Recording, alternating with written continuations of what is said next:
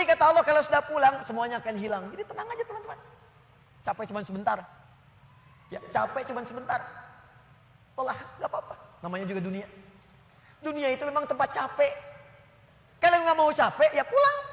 Kata Allah, saya janjikan yang lebih dahsyat. Kamu sabar saat di dunia, karena dunia memang tempatnya capek. Kamu cari bekal aja. Nanti saat pulang ke akhirat, saya berikan yang lebih indah dan nggak akan pernah ada capek lagi.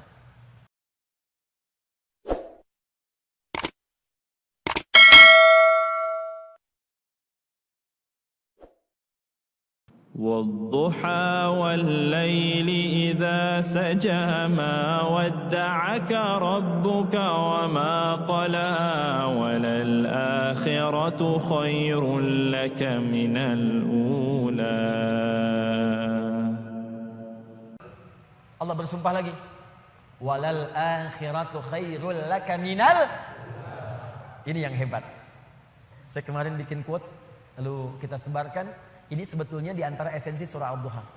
Kata Allah, Muhammad, saya bersumpah kepadamu, yakinkan pada jiwamu, nanti saat kamu ke akhirat, suasananya akan lebih enak dibandingkan dengan sekarang. Akhirat itu lebih baik dari apa yang kamu rasakan sekarang di dunia. Maksudnya begini, kalau kamu sedang capek, kamu sedang ada musibah, kamu sedang lelah, sabar. Nanti kalau sudah pulang, semuanya akan hilang. Memang dunia itu tempat capek. Karena memang tempat beramal.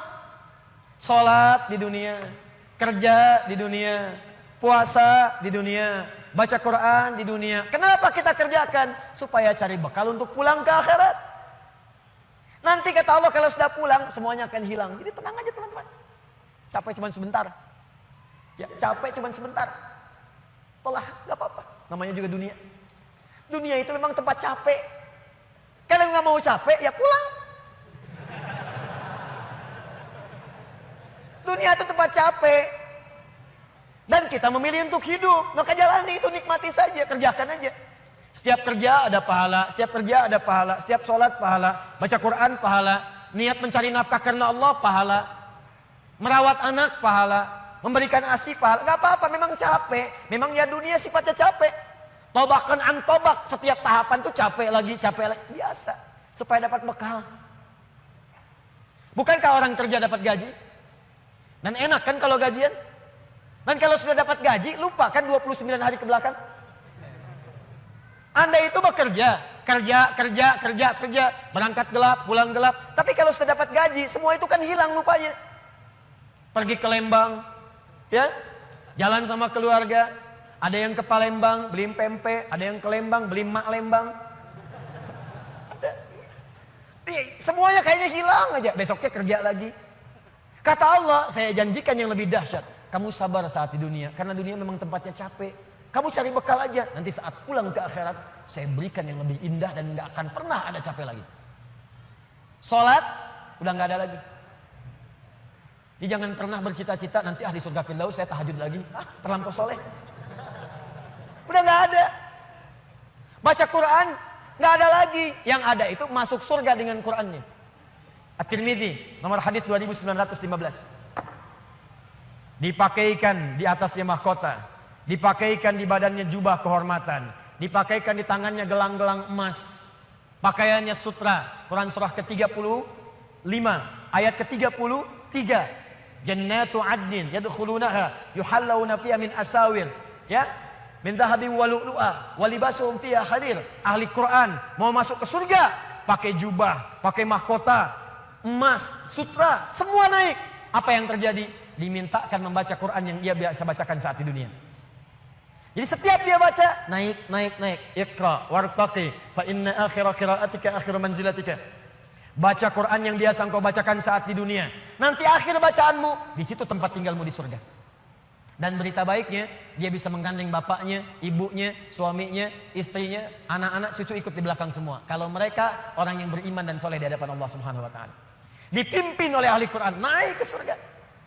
Dia bacakan sampai minal jinnati wan nas, puncak surga yang paling tinggi. Begitu nyampe di situ, dikunjungi oleh semua malaikat dari 8 pintu surga. Itu ada di Quran surah 13 ayat ke-24. Wal malaikatu yadkhuluna alaihim min kulli bab. Dan malaikat semua mengunjungi dia dari semua pintu. Mengucapkan salam. Lihat kalimat pertamanya. Salamun alaikum bima sabartum. Selamat ya, saat di dunia kamu sabar cari bekal. Sabar capek. Sabar mengeja huruf dari Iqra. Sabar menghafal. Sampai ada yang mencela. Sabar. Orang lain ngejar dunia, Anda ngejar akhirat. Sabar. Orang lain cari ini, luaskan rumah, tambah mobil, tambah kendaraan. Meninggal, gak dibawa. Anda sabar. Masya Allah. Orang akhirat. Saya ngelihat ada ahli Quran tuh. Seringkali saya berhadapan dengan ahli Quran tuh dari daerah-daerah, seringkali menangis. Ada yang datang pengen setoran. Anda bisa kebayang gak suaminya, pekerja mungkin kasar, orang sebutnya kuli. Istrinya ngambilin kayu bakar. Kadang ke sawah. Anaknya bahkan ada yang masih kemudian kecil-kecil. Tapi kalau Anda berkunjung ke rumahnya, semua makanan dihidangkan yang mampu dia suguhkan. Lalu keluar kalimat, Alhamdulillah, Abi kalau bekerja dapat uang banyak sekali. 500 ribu, sebulan 500 ribu, banyak sekali. Syukur. Ternyata perempuan itu sudah punya sanad hafalan Quran 7 qiraat. Lelakinya hafal Quran, anaknya hafid semua. Anaknya penghafal Quran semua. Anda ada di mana? Itu perlombaan, sabar, naik sampai ke atas. Jadi kalau sekarang sedang capek, nikmati, sabar. Besok kalau meninggal, nggak ada capek lagi. Dan panggilannya sudah tenang kita, karena kerja kita selesai. Mirip begini, ada berita besok gajian, tenang kan? Malam tidur enak kan? Orang yang punya bekal itu, dia sabar itu, nanti di akhir sakaratul mautnya, dia tampakkan semua hasil pekerjaannya, sampai hatinya merasa tenang. Jadi nggak terasa, tidur aja. Ya ayat Tuhan nafsul mutmainnah, ditarik, tenang, tidur aja, selesai. Tinggal dia jumpai Allah di akhirat nanti mendapatkan hasil dari apa yang dia kerjakan. Makanya kata Allah, kalau sedang sholat terasa capek, apa jawabannya? Sabar ya, walal akhiratu khairul laka minal ula. Nanti di akhirat gak ada tahajud lagi. Kalau sedang menghafal Quran capek, sabar ya, nanti di akhirat gak ada menghafal lagi. Abadi sifatnya, wafat selesai hafalan itu. Kalau sedang kena musibah, sabar ya, sabar. Jalani dulu, zikir kepada Allah supaya dapat pahala. Nanti setelah meninggal, gak ada masalah lagi, tenang. Nanti pulang, selesai semua. Jadi kalau ini kita tanamkan dalam jiwa kita, setiap punya masalah, nanti beres kok insya Allah. Selesai kok. Memang saya jalani aja, sampai waktunya saya wafat. Saya pulang, saya dapatkan semua kenikmatannya. Masya Allah. Ustadz beneran? Benar. Surganya banyak? Banyak Ustadz. Alhamdulillah. Tapi Ustadz, kalau di surga pengen ngerokok, bisa enggak? Ya kalau bisa silakan ambil apinya di neraka. Ya, nikmat, sudah selesai. Kemudian apa yang terjadi? Wala saufa yu'tika rabbuka fatarda. Ini yang paling dahsyat. Nanti di akhirat kata Allah, kalau kamu sabar saat di dunia sekarang, Bu, Pak, sabar tahajud, sabar merawat anak, sabar sekolahkan mereka ke pesantren, sabar talaki Al-Quran, sabar berjamaah ke masjid, Anda kerja di pemerintahan, kerja jadi pegawai, ada yang berdagang, ada yang bisnis, sabar. Waktunya sholat, sholat. Waktunya zakat, zakat, sabar. Nanti kata Allah, saat pulang ke akhirat, wala saufa yu'tika rabbuka fatarda. Saya akan berikan semua yang kamu inginkan sampai puas. Kaidah nikmat itu, kaidah nikmat. Semua bicara termasuk dalam Al-Quran. Selama hidup di dunia, kaidah nikmat itu gak ada yang pernah puas.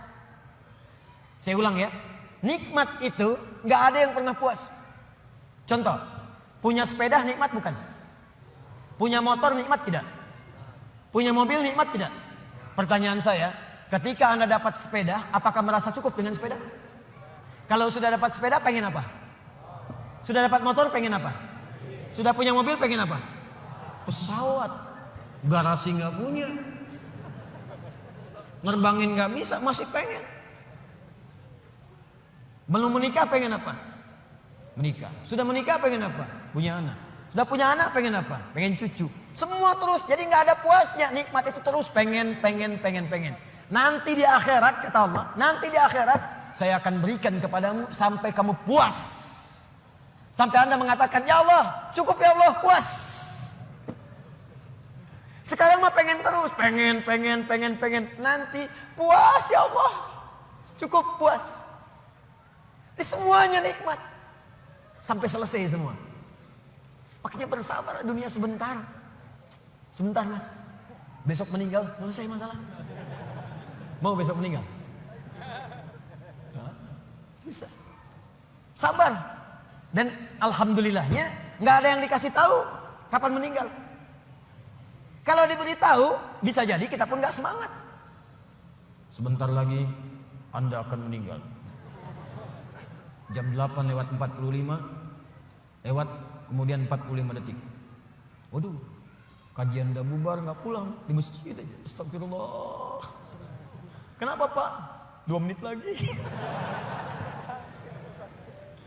Ini amalan nggak terencana. Ini karena kita nggak tahu kapan wafat, kita bisa merencanakan. Malam ini tahajud insya Allah jam sekian. Saya mau istighfar jam sekian.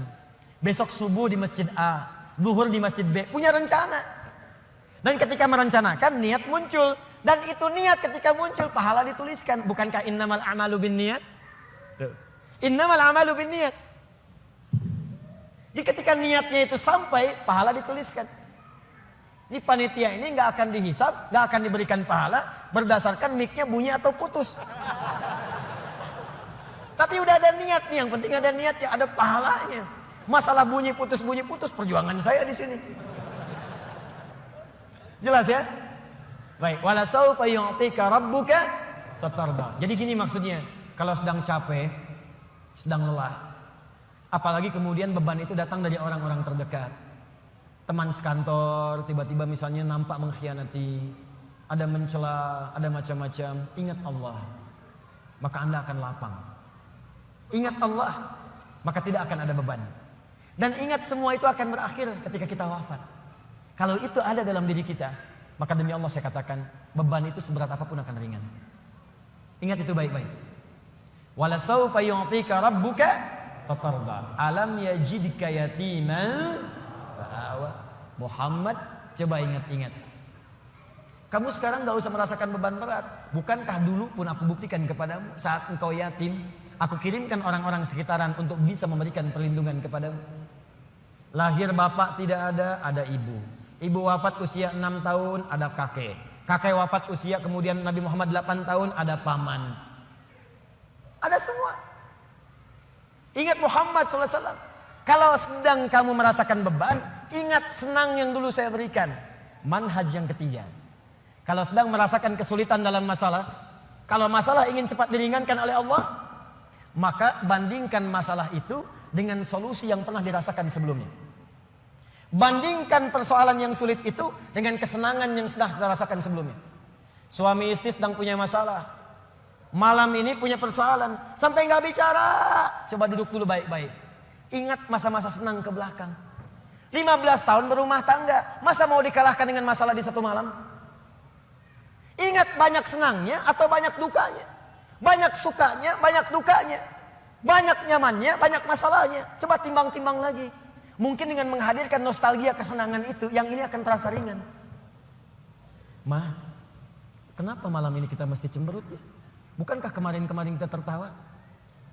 Gara-gara bapak semuanya. Gak apa-apa mah, memang gara-gara papa. Papa terima. Tapi mungkin Allah titipkan keburukan di papa itu karena mamah bisa menyempurnakan. Mungkin Allah pilih mamah itu adalah mamah yang bisa membimbing papa lebih baik. Masya Allah. Oh gitu ya Pak ya. Mama bikin status dulu ya. Jadi kalau semuanya begitu enak rasanya. Tapi memang diucapkan mudah, menjalaninya belum tentu mudah. Ustadz juga begitu. Ya, makanya jarang sekali ada ustadz ceramah bawa istrinya. Nah, jadi kalau kita punya persoalan yang kecil-kecil sekarang, ingat masa lalu. Bu, Pak. Ya maaf di kantor ada masalah. Masalahnya hari itu. Jangan langsung merasa berat. Ada proyek gak selesai dimarahin sama bos. Anda kerja sudah 10 tahun. Dimarahin baru hari itu. Senangnya kan banyak udah 9 tahun. Masa persoalan sehari mengalahkan persoalan 9 tahun yang senang ke belakang? Kan tidak lucu. Anda gagal satu ujian. 9 mata kuliah lulus semua. Masa harus meratapi diri pada yang satu itu? Selesaikan. Mungkin di situ Allah ingin berikan anugerah supaya Anda paham lebih dalam. Mungkin disitulah kepakaran Anda supaya belajar lebih dalam lagi. Diangkat kemudian karena pakar itu. Di masalah itu. Saya dulu itu setiap menghadapi pelajaran-pelajaran bahasa, apalagi balaghah, macam-macam dan sebagainya itu. Di situ perasaan awal pertama sulit saya hadapi. Begitu dihadapi, rupanya Allah menginginkan kita lebih fokus pada masalah itu. Seakan awalnya susah, ternyata ada nikmat di balik itu. Itulah poinnya teman-teman sekalian. Jika Anda sedang merasakan kesulitan, ingat masa-masa lalu saat Allah memberikan banyak nikmat dalam kehidupan kita. Jelas sampai di sini? Baik.